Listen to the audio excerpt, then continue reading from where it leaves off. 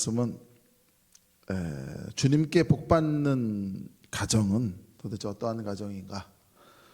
오늘과 다음 주에 이어서 두 주 동안에 전하고자 하는 말씀의 제목입니다. 우리 지난 시간에 하나님과 함께하는 것이 바로 가정에서 가장 중요한 모습이고 가장 중요한 부분이 바로 무엇인가 하니 하나님과 함께하는 것이다 라는 말씀을 누가복음 15장 말씀을 통해서 전한 바가 있습니다.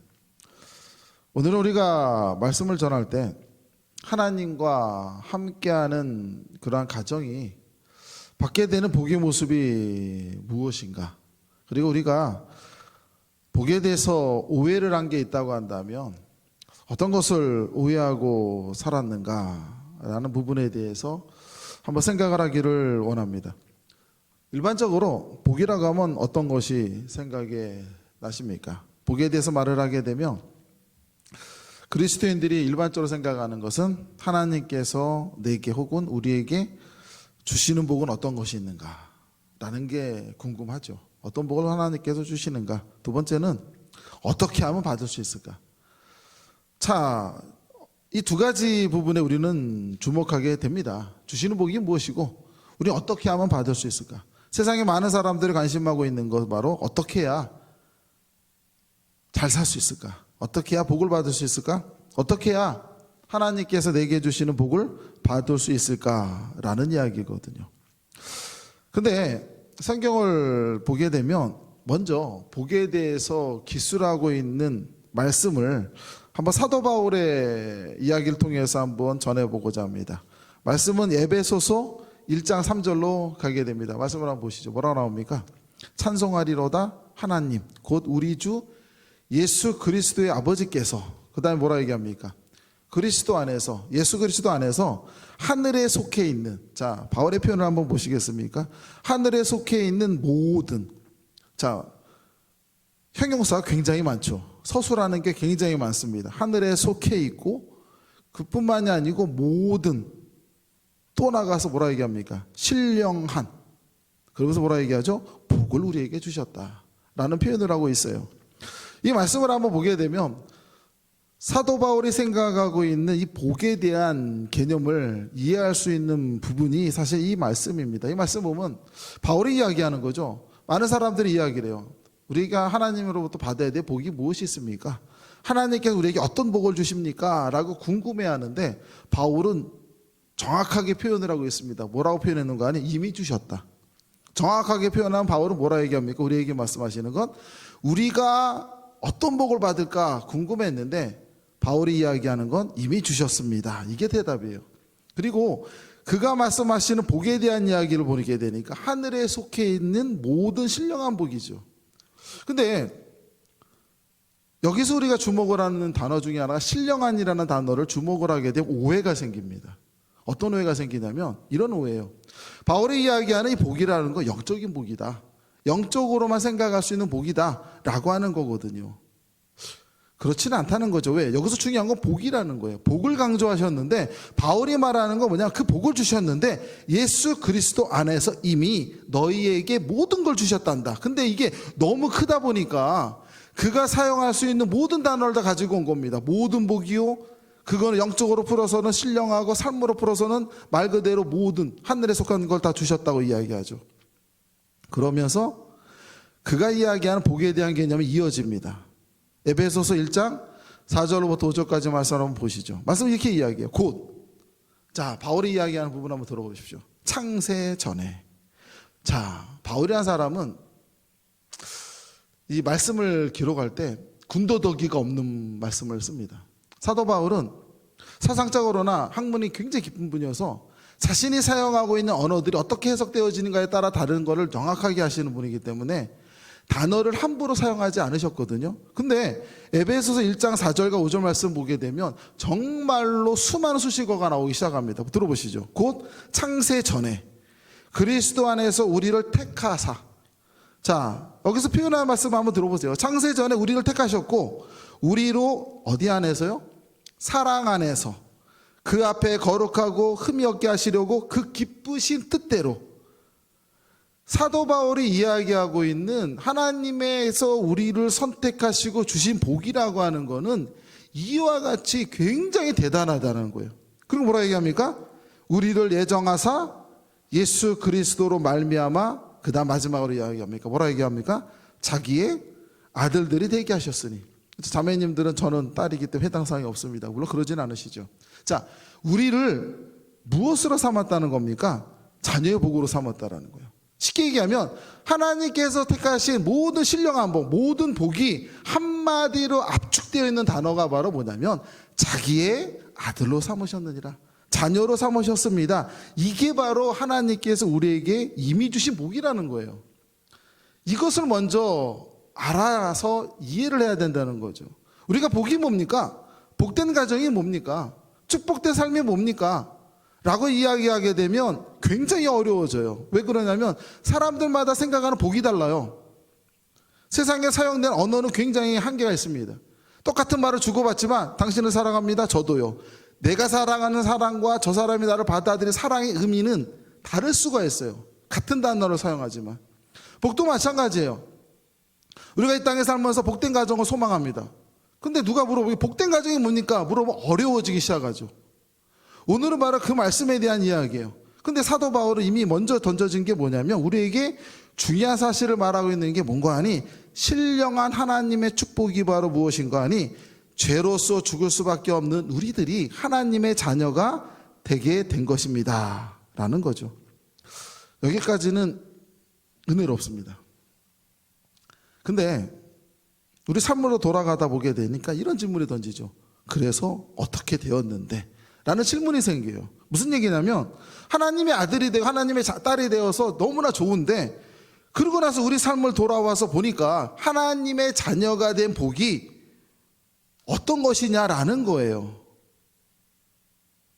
우리가 삶을 돌이켜보게 되면 우리 이런 고백을 합니다. 하나님은 세상을 만드신 천지를 창조하신 창조주이시고 우리를 죄에서 죽을 수밖에 없는 우리를 구원하신 구원자이십니다. 그러한 분의 자녀가 우리들입니다 라고 고백을 하죠. 그리고 나서 삶으로 돌아가서 보자라는 거예요. 근데 한번 보게 되니까 어떤 사람은 엄청난 재물을 갖고 있는 사람들이 있어요. 그 사람들의 자녀들이 있죠. 우리는 이렇게 이야기합니다. 그렇게 재산이 많은 사람들이 재산을 가지고 있는 사람의 자녀보다 우리는 하나님의 자녀이기 때문에 더 큰 복이 아닌가? 대답하기 어렵죠. 신앙인으로서는 아멘하지만 삶으로서는 왠지 아닌 것 같죠. 어떤 이는 굉장히 큰 명예를 가지고 있어요. 자, 그런 사람들에 비해서 우리는 천지를 창조하신 하나님의 자녀입니다라고 고백을 하거든요. 어려운 게 뭐냐면요, 믿음으로써 고백하는 것과 삶으로서 증거되는 건 다르다는 얘기예요. 오늘 보게 되게 되면 우리는 왜 하나님의 자녀로서 받은 복이 크다고 느끼지 못할까? 우리는 하나님의 자녀로서 살아가는데 신앙 고백으로는 하나님의 자녀입니다, 아멘. 하나님은 천지를 창조하셨습니다, 아멘. 그분이 우리를 구원하셨습니다, 아멘. 그분의 자녀입니다, 아멘. 근데 삶으로 돌아가게 되면 왠지 부족하다고 느낀다는 것이죠. 왜 그러겠냐 이거예요. 왜 그렇겠습니까? 믿는 사람이나 믿지 않는 사람이나 사는 게 똑같아서요. 믿는 사람이 믿지 않는 사람에게 비교해서 세상적으로 비교했었을 때 월등하면 믿지 말라 해도 다 믿습니다.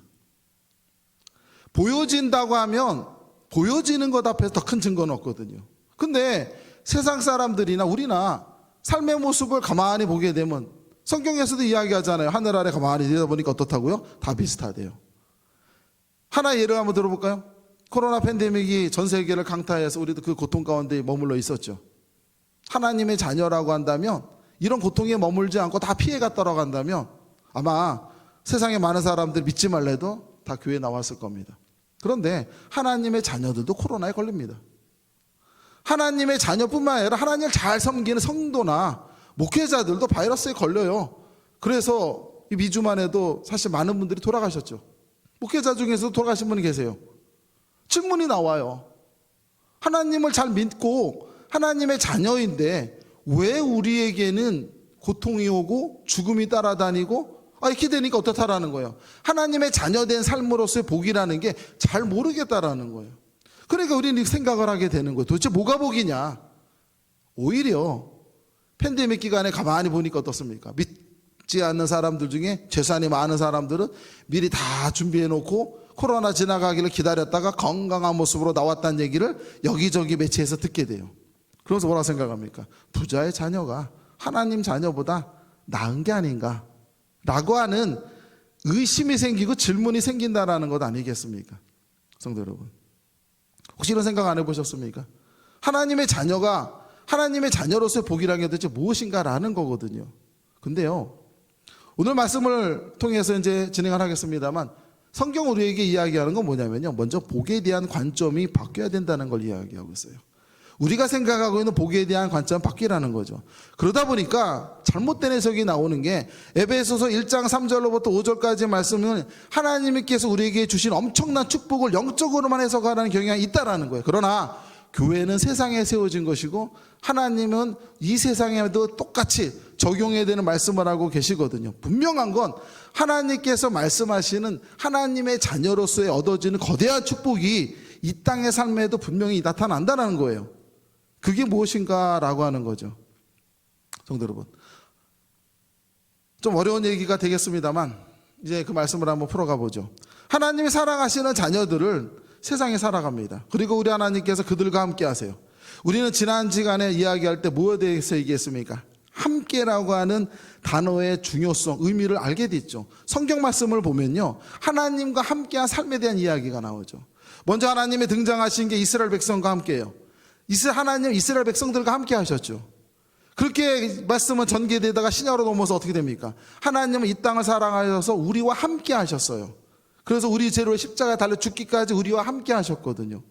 그리고 하나님 예수님께서 부활하시고 승천하신 다음에 우리 잘 알고 있을 겁니다. 성령이 너희와 뭐 한다고요? 함께 있으리니. 성경의 이야기는 뭐냐면 함께 이야기예요. 이스라엘과 함께 했던 그 하나님이 이제는 우리와 함께하는 하나님이고 이제는 나와 우리 가정과 함께하는 하나님이다라고 성경에서는 끊임없이 이야기하고 있어요. 그것을 바울은 신령한 축복이라고 이야기하는 거거든요. 그러면 왜 하나님과 함께하는 인생, 하나님과 함께하는 것이 우리는 왜 복으로 여기지 못하는가 라고 하는 질문입니다. 왜 그럴까요? 우리는 복을 나 중심적으로 생각하기 때문이에요. 복이라고 하는 것을 내 중심으로 봐요. 그러다 보니까 복이 무엇으로 바뀝니까? 필요한 것이 복이에요. 내게 지금 필요한 것이 있는데 이게 충족이 되는 게 복이고, 내게 좋은 것, 내가 바라보는 것, 내가 드러낼 수 있는 것, 주변에 많은 사람들이 말하기를 가치 있고 중요하다고 말하는 것, 이것을 내가 갖게 되고 손에 얻어지는 것이 우리 뭐라 얘기합니까? 복이라고 생각한다라는 거예요. 그렇기 때문에 우리가 중요하게 여기는 것은 바로 무엇이겠습니까? 정말로 중요하게 얘기하는 것은 우리가 신앙을 고백을 할 때 어떻게 고백을 해야 될까요? 우리 이렇게 고백하죠. 천지를 창조하신 하나님을 믿습니다. 나를 위해서 이 땅에 오신 하나님을 믿습니다. 그가 십자가에 죽으셔 우리를 구원하셨습니다. 아멘. 다 믿습니다. 그리고 우리는 하나님의 자녀가 되었습니다. 아멘. 여기까지 됐습니다. 그 다음 단계로 나가잖아요. 그 다음 단계는 뭘까요? 그 다음 이렇게 나가는 겁니다. 그래서 나와 우리는 하나님과 함께 삶을 기쁨과 감사로 살아가게 됩니다. 이렇게 나가야 되는 거예요. 이게 어렵죠. 이제 풀어갈 거예요. 삶을 기쁨과 감사로 살아가야 됩니다. 내게 주신 삶의 자리, 그 자리, 내가 놓여있는 삶의 그 자리가 하나님의 놀라운 은총이고 하나님의 축복이 넘쳐나는 자리입니다. 때로는 그 길이 김남주 시인이 표현했죠. 섭리의 자갈밭일 수도 있고 은총의 돌층기일 수도 있지만 그 삶 가운데 우리는 하나님의 뜻을 깨달아가며 감사와 기쁨으로 삶을 살아가게 됩니다. 이것이 복된 삶입니다 라는 고백이거든요. 우리는 사실 이렇게 나가지 않습니다. 어떻게 나가죠? 이렇게 나갑니다. 하나님의 자녀로서 우리 하나님의 자녀이기 때문에 내가 원하고 내가 바라고 내가 소망하는 세상의 삶을 살도록 도와주실 거예요. 누가? 하나님이. 왜? 우리는 그분이 사랑하시는 자녀이기 때문에 이렇게 나간다는 거예요. 복이 출발이라고 하는 게 성경에서 우리가 먼저 복을 이야기하기 전에 오늘 시편 말씀을 보기 전에 먼저 정리하고 가야 될 게 뭐냐면 이러한 부분이에요. 우리가 생각하는 복이라는 게 도대체 뭐냐라는 거죠. 우리가 생각하는 복이라는 거는 내가 원하고 내가 바라고 소망하고 계획하고 준비하고 갖고 싶고 좋은 것들을 취하고자 하는 것을 이루어지게끔 도와주시는 이가 하나님이신 거예요. 왜? 우리는 그분의 누구이기 때문에 사랑받는 자녀이기 때문에. 이것도 신앙 고백입니다. 그런데 다른 길로 향해서 간다라는 거예요. 그럼 왜 그렇게 되는가? 복이라고 하는 것이 어떻다라는 거예요. 내중심적으로 바라보기 때문이라는 거죠. 이제 이 이야기를 2주간에 걸쳐서 말씀을 전하고자 하는 거거든요. 근데요, 성경은 우리의 고민을 너무나 잘 알고 있습니다. 이런 고민을 잘 알고 있어요. 왜? 세상 가운데 살아가야 되는데, 그러면 도대체 하나님의 자녀로서 우리가 이러한 축복, 이러한 권리, 이렇게 내가 원하는 삶을 누릴 수 있는 자격, 이런 것이 정말 잘못된 건가? 라고 하는 생각이거든요. 이런 생각을 하게 됐을 때 성경은 우리의 고민을 잘 알고 있어요. 그래서 시편과 잠언의 말씀을 보게 되면 그 해답이 나와 있습니다. 먼저 시편은 어떤 이야기인가 하니 시작부터가 다릅니다. 뭐라고 시작합니까? 우리가 성경 말씀을 보았지만 엄밀하게 이야기하게 되면 복이라고 하는 개념에서 시작하는 말씀, 복 있는 사람은 이렇게 시작하지만 사실 히브리 원문에서 이야기하는 건 복 있는 자들이여, 이렇게 시작을 합니다. 시작부터가 뭐라 시작되냐면 복 있는 자들이여, 이렇게 시작을 하거든요. 그러면 시편의 말씀은 복 있는 사람들에 대한 이야기라는 거거든요. 시편 1편과 2편은 전체 서론이에요. 그러면 전체 서론 가운데 개인적인 신앙에 대한 이야기를 하고 있는 시편 1편에서 이야기하는 게 복 있는 자들이여, 그들은 어떤 사람입니다 라고 이야기하거든요. 시편은 어떤 책이냐면 한마디로 정리하면 복 있는 사람들의 이야기라는 거예요. 시편 3편서부터 150편까지 전부가 다 무슨 얘기냐면 우리가 말하는 복 있는 사람, 우리가 말하는 복 있는 가정, 우리가 말하는 복 있는 나라, 도대체 그게 무엇입니까? 그것을 그대로 보여준 게 시편 말씀이라는 거예요. 3편서부터 150편까지. 그래서 1편에서는 그렇게 표현하고 있거든요. 그러면 우리 이렇게 이야기합니다. 그러면 그게 다 복 있는 말씀, 그 복이 있는 것에 대한 사람에 대한 이야기라면 어떻게 해야 복을 받습니까? 그 이야기가 어디서 나올까요? 잠언에서 나오죠. 잠언에서 우리가 이야기합니다. 교훈서고 그 말씀을 우리 가르치는 거라고. 왜? 세상 가운데 어떻게 해야지 복 있는 사람이 될 수 있는지를 어떻게에 대해서, 방법론에 대해서 고민하고 이야기하는 게 바로 뭡니까? 잠언서거든요. 시편은 우리 삶에 대한 성찰과 체험을 통해서 삶에 대한 깊이 있는 묵상과 하나님의 은혜 가운데 우리가 가져야 될 복이라는 것을 가르쳐 준다면, 잠언은 어떻다라는 거예요? 어떻게 해야 복 있는 사람이 되는지를 우리에게 보여준다라는 거죠. 성도 여러분, 우리가 한 가지 한번 더 나가보죠. 복에 대한 얘기를 또 계속 해봅니다. 한 가지 더 나가게 되면, 자, 이 시편의 이야기를 어떻게 해야지 이해할 수 있을까라고 고민을 했는데 기가 막힌 대답을 하신 분이 계십니다. 누구냐면 예수님이세요. 예수님께서 우리가 잘 아는 대로 공생애를 시작을 하시면서 많은 무리들이 예수님께로 나와왔을 때 그들을 향해서 말씀을 처음으로 전하셨던 복음이 무엇인지 아시죠? 바로 산상수훈이죠. 마태복음 5장 3절로부터 12절까지의 말씀을 들여다보게 되면 예수님께 제일 먼저 시작하신 말씀이 바로 산상수훈을 시작을 하세요. 그리고 우리도 잘 알고 있을 거예요. 이 산상수훈이 시작되는 마태복음 5장 3절로부터 10절까지 앞부분만 한번 제가 뽑아봤어요. 말씀 하나 보시겠어요? 뭐라고 나옵니까? 복이 있대요. 이것도 이렇게 시작합니다. 헬라 원문으로 보게 되면 심령이 가난한 자는 복이 있나니라고 시작하지 않고 복이 있는 자여. 누가? 심령이 가난한 자는. 이렇게 시작이 됩니다. 다른 말로 하면 시편에서 이야기하는 것과 예수님께서 산상수훈에서 시작하시는 복에 대한 말씀을 전하시는 방식이 완전히 같다라는 거예요. 그리고 예수님은 뭐라 표현하셨냐면 복이 있는 사람이 누구라고 얘기하셨냐면 심령이 가난한 자라고 그랬어요. 3절에, 4절에 뭐라 얘기합니까? 애통하는 자, 5절에 온유한 자, 의에 줄이고 목마른 자, 긍휼히 여기는 자, 마음에 정결한 자, 화평케 하는 자, 의를 위하여 박해를 받는 자, 이들을 뭐라고 표현하셨습니까? 복 있는 자라고 이야기했거든요. 우리는 이 말씀을 보게 되면 제일 먼저 드는 생각은 당황스러움이에요. 우리가 생각하는 복과 성경이 말하는 복이 완전히 다르기 때문이에요. 그런 생각이 들죠. 저런 복을 가지라면 나는 거부하고 싶어, 이런 생각이 들 수도 있어요. 예수님께서 분명히 이야기하는 게 뭐냐면 복된 사람에 대해서 얘기할 때 이렇게 이 말씀을 하셨거든요. 그런데 우리는 오해를 하고 있는 거죠. 왜? 이렇게 예수님께서 말씀하셨던 그 팔복에 대한 이야기는 시편을 예수님께 한 번으로 정리해 버리신 거예요. 시편에 수많은 사람들의 이야기가 나오는데 어떤 사람들이었냐면 하나님을 믿었지만 어려운 가운데 속에서 남들을 위해서 하나님을 믿기에 희생하고 감수하고 늘 마음이 가난했던 사람의 이야기가 시편에 나왔던 거예요. 그래서 그들에게 하나님은 하나님의 나라를 주셨다 그런 거거든요. 어떤 이는 하나님을 향해서 끊임없이 눈물과 애통함으로 나아갑니다. 그가 눈물로 하나님을 바라보고 눈물로 애통했는데 하나님은 그들이 복되다 가셨어요. 그래서 하나님 그들이 무엇을 주셨다 합니까?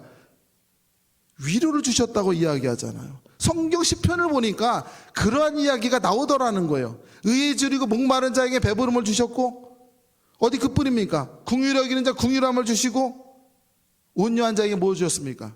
그 합평케 하는 자에 우리 말씀 나오잖아요. 다 그들에게 하나님께서 놀라운 복을 주셨다라는 것을 주님께 정리하신 거거든요. 성도 여러분, 이제 하나씩 다가가자는 거예요. 이제 하나씩 다가가자는 거예요. 자, 복에 대해서 이야기할 때 도대체 성경에서는 왜 이렇게 이야기할까? 왜 성경에서는 우리에게 복에 대한 이야기를 이렇게 어렵게 표현하고 있을까? 그것을 이해해야만이 우리는 성경에서 얘기한 시편 1편 1절의 말씀을 말할 수가 있기 때문입니다. 성도 여러분, 이제 그리고 나서 마태복음 5장 11절로부터 12절까지 말씀을 보시죠. 마태복음 5장 11절로부터 12절까지 말씀을 보게 이런 얘기가 나옵니다. 예수님께서 마지막으로 그 복에 대한 말씀할 때 마지막으로 던지신 말씀이에요. 나로 말미암아 너희를 욕하고 박해하고 거짓으로 너희를 거슬러 모든 악한 말을 할 때에는 너희에게 뭐가 있다고요? 복이 있나니. 역시 복의 사람이죠. 기뻐하고 즐거워하라. 하늘에서 너희의 상이 큼이라. 너희 전에 있던 선지자들 이와 같이 박해를 받았느니라. 예수님께서 마지막으로 표현하셨던 복 있는 자도 어떤 사람이었냐면 예수님으로 인하여 욕을 받고 박해를 당하고 또 악한 말을 들어서 괴로움을 당하는 자들이 복이 있다라고 또 말씀을 하셨거든요. 성도 여러분, 무슨 얘기일까요? 그 자리에서 듣고 있는 제자들이 앞으로 그들이 살아가야 돼 복된 삶의 이야기를 하고 있는 거죠. 예수님께서는 이미 처음 말씀을 전하실 때 당신에 대한 이야기를 다 하셨어요. 이 땅에서 우리가 고민하고 있고 우리가 소망하는 게 무엇인지 아십니다. 복된 삶, 어떻게 살아야 행복한가, 어떻게 살아야 잘 사는가, 어떻게 살아야 내 가정 행복할 수 있는가, 이거에 대한 고민을 한다는 거 예수님은 아세요. 성경도 알아요. 그래서 주님께서는 먼저 공생애를 시작하셨을 때 복이라는 것에 대해서 말씀을 전하시면서 그 자리에서 또 수많은 사람들이 그 말씀을 듣고 도저히 이해할 수가 없었던 거예요. 왜? 우리가 알고 있는 복이라는 건 남들 앞에 의시되는 거, 남들 앞에 보여주는 거, 남들이 나를 바라보면서 스스로 굴복당하는 거, 우러러 보는 거, 이게 복이에요. 근데 주님은 뭐라고 말씀하셨는가 하니 복에 대한 이야기는 이미 성경에서 시편에서도 논하고 있었지만 너희들이 눈이 멀고 귀가 멀어서 제대로 보지를 못했다라는 거예요. 이미 구약 시편에서 복 있는 사람에 대한 이야기가 다 나왔다는 거죠. 그들은 눈물 흘린 자였고 남을 위해서 울었던 사람이고 평화를 위해서 소망했던 사람이고 어려움과 고통이 있다고 좌절하지 아니하고 하나님을 믿는 믿음으로 굳건히 섰던 자들, 그들이 다 복 있던 자예요. 그들의 모든 공통점은 뭡니까? 하나님이 그들과 함께 하셨다였죠. 성도 여러분, 이 이야기를 주님께서 하셨던 거예요. 그리고 이제 그 자리에 있는 제자들에게도 무엇을 얘기합니까? 너희들 삶의 자리가 이와 같이 놓여 있을지라도 이 삶을 거부하지 않고 그 삶을 박해와 고난과 괴로움의 길이지만 감사함으로 너희에게 놓여 있는 삶의 길을 걷는 것, 그것이 바로 복된 자리이니라, 이 얘기였던 거예요. 복이 완전히 다른 얘기죠. 이제 우리가 말씀을 한번 들어가 보시죠. 이제 이것을 기억을 하시면서 이것을 생각을 한번 하시면서 시편 1편 1절 말씀을 한번 보십시오. 좀 더 다르게 보일 겁니다. 말씀 보시죠. 시편 1편 1절이에요. 뭐라고 얘기합니까? 복 있는 사람은, 자, 어떤 사람이 복이 있습니까? 악인들의 길을 따르지 아니하며 죄인들의 길에 서지 아니하며 오만한 자들의 자리에 앉지 아니하고. 성도, 이 말씀 보면서 뭔가 떠오르는 생각이 없습니까? 잠언의 글귀잖아요. 한 글자만 바뀝니다. 지혜로운 자는, 이렇게 바뀌죠. 1편 1절에 보게 되니까 복 있는 사람은 하면서 뭐라고 표현했냐면 악인들의 길을 따르지 아니하고 죄인들의 길에 서지 아니하며 오만한 자 앉지 아니하고 잠언에서 우리가 정말로 많이 보는 굵기가 딱 나타나 버렸어요. 무슨 얘기예요? 복이 있는 사람은 이렇게 하지 않는 사람이 복이 있다라는 거죠. 근데 우리는 이걸 보면서 착각하고 오해한 게 있는 게 뭐냐면, 악인들의 꾀를 따르지 않는다니까 누군가 나쁜 소리를 막 할 때 그걸 따르지 말란 얘기고, 죄인들이 걷는 길 가지 말고, 오만한 자리에 가지도 말고, 난 그렇게 안 하면 되겠구나, 이런 얘기가 아니에요. 이건 개인적인 도덕에 대한 이야기가 아니라는 거예요. 시편은 윤리를 말하는 게 아니라 삶을 말하는 거예요. 잠언은 윤리를 말하지만 시편은 삶을 이야기하고 있어요. 여기서 말한 복이 있는 인생이라는 게 뭔가 하니 악인의 길을 따르지, 이렇게 이야기하는 부분들이거든요. 우리는 이거를 좀 더 삶의 이야기로 가지고 가서 깊게 바라다 봐야 된다는 겁니다. 왜 우리는 얘기하죠? 진리가 너희를 자유케 하리라 라고 말씀을 하셨는데, 성경 말씀을 보면 전부 다 하지 말라로 시작됩니까? 하라는 건 없고 전부 다 하지 말라고만 나와 있으니 도대체 어떻게 하라는 얘기입니까? 그렇기 때문에 불편하고 괴로워서 저는 교회 나가기 싫습니다. 기독교인이 되고 싶지 않습니다. 이런 얘기도 가끔 듣거든요. 성도 여러분, 왜 성경은 하지 말라는 이야기할까요?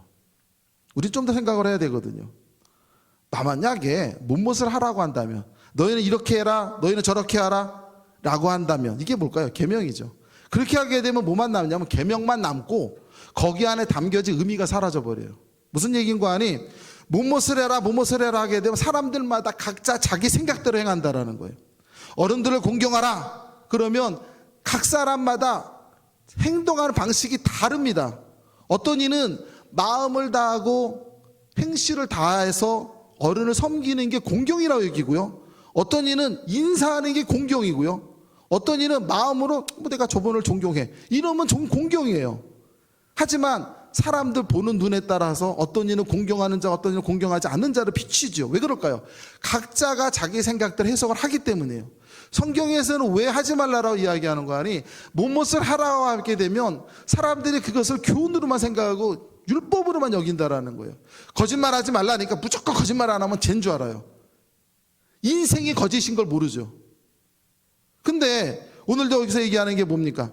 왜 성경 뭐뭐하지 말라라고 이야기했을까? 오늘 성경에서도 얘기하는 시편 1편에서도 얘기하는 뭐뭐하지 마십시오라고 얘기하는 무조건 하지 마라, 이런 금지의 의미가 아니라 깊게 보라는 얘기예요. 깊게 묵상하고 깊게 생각하라는 이야기예요.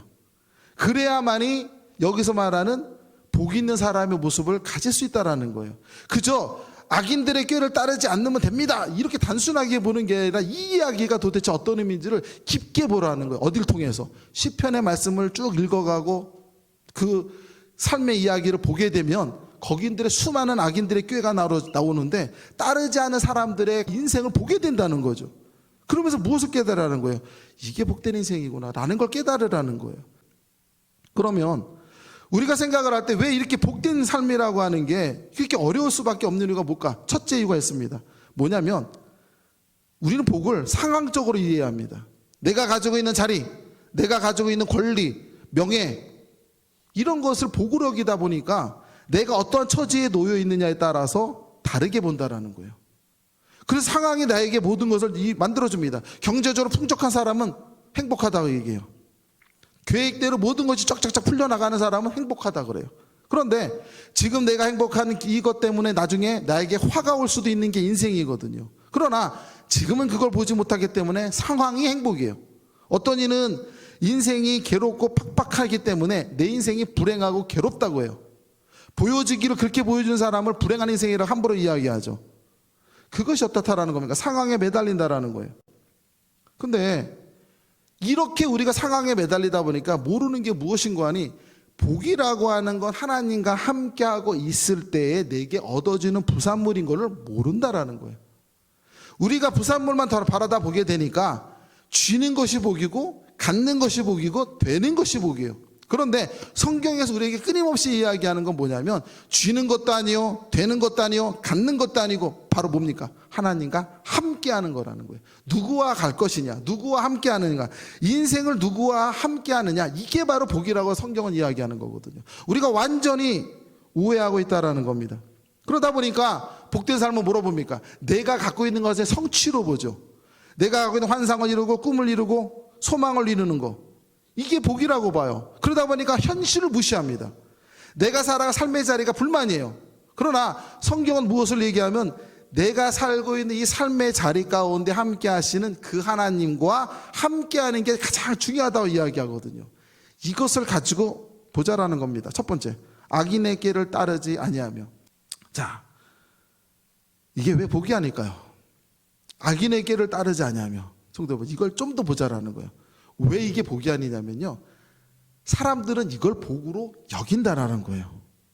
삶으로 보게 되면 시편에서 이야기하기를 복이 있는 사람들의 모습은 어떠한 거 아니? 첫 번째, 악인들의 길을 따르지 않습니다 라고 이야기했어요. 그리고 우리 생각을 할 때 무슨 얘기일까? 첫 번째 생각할 수 있는 거 뭡니까? 세상 사람들은 악인의 꾀를 따르는 게 복된 삶이라고 여긴다라는 것이 이 안에는 숨겨져 있는 거예요. 이야기를 한번 보게 되면 세상에서 말하는 복이라는 얘기가 많이 있습니다. 그 얘기, 복은 어떤 얘기입니까? 우리도 다 알잖아요. 인터넷만 틀어보고 신문을 열어보고 드라마를 보고 인터넷 뭡니까? 수많은 대중매체를 바라다 보게 되면 거기서 세상에서 우리에게 던져주는 꾀가 있어요. 어떻게 해야만이 잘 살고 어떻게 해야만 행복하고 어떻게 하면 성공하고 많은 수많은 이야기를 하죠.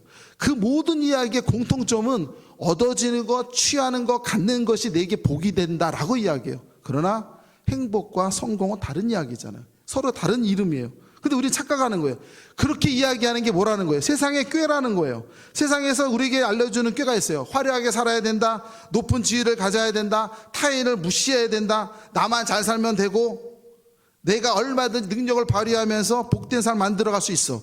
이 세상에서 말하는 꾀는 바로 이거죠. 내가 노력하고 내가 잘하고 내가 지혜로우면 얼마든지 행복하고 복된 인생을 만들어갈 수가 있어. 그것은 화려한 이야기가 성공의 이야기예요. 드라마도 틀어보게 되면 다 그 얘기를 압축하고 있지 않습니까? 이들의 공통점이 뭘까요? 세상에서 말하는 행복이라고 하는 것은 이렇게 가야 된다라는 꾀가 있다라는 거예요. 성도 여러분, 오늘 시편에서 이야기가 첫 번째 이야기가 뭐냐면 그런 꾀를 따르지 않는 사람이 복된 사람이라는 거예요. 정말로 복된 사람이라고 하는 것은 세상에서 이야기하는 환상에 귀 기울이지 않고 환상에 넘어가지 않는 사람이에요. 제가 잘 봤던 예전에 미생이라는 드라마, 거기에 보게 되면 부부가 서로 회사의 중직입니다. 일을 하는데 자녀를 어린이집에 맡겨놓고 갔는데 아내도 바쁘고 남편도 서로 바빠서 서로 아이를 데리고 올 시간이 없었어요. 11시가 다 돼가지고 두 부부가 어린이집에 만나서 아이를 등에 업고 길을 걸어가면서 대화를 나눕니다. 이런 대화예요. 우리가 살아가는 게 행복하게 살고 싶고 행복하게 살려고 좋은 직장에 취직했어요. 부장이고 그야말로 화려한 이사예요. 굉장히 세상적으로 보면 성공한 인생이요, 행복한 인생이에요. 그런데 둘이서 이런 얘기를 합니다. 그런데 왜 삶이 팍팍할까? 왜 내 딸은 이렇게 힘들어해야 할까? 무엇을 위해서 우리는 사는 걸까? 우리는 과연 행복한 걸까? 여보, 우리는 행복한 삶을 살고 있는 걸까? 질문을 던지는 이야기죠. 세상의 삶은 이런 거예요. 세상에서 말하고 있는 세상의 꾀에 물들지 말라라고 오늘 시편 기자가 이야기하는 건 이렇게 우리의 삶을 들여다보자라는 거예요. 이것이 바로 시편 1편에서 이야기하는 거거든요. 성도 여러분, 오늘 말씀 이 정도로만 정리하도록 하겠습니다. 한 주간 생각을 하실 때 우리가 1편 1절과 2절 말씀, 다음 주는 3절과 4절로 이어지려고 합니다만 진행되는 대로 가보겠습니다. 우리가 한 주간 생각을 하실 때 시편 1편에서 말한 1절에서 이야기하는 이 세 가지 하지 말라고 하는 게 도대체 어떤 의미인가? 우리가 한번 깊게 한번 생각해 보시기 바랍니다.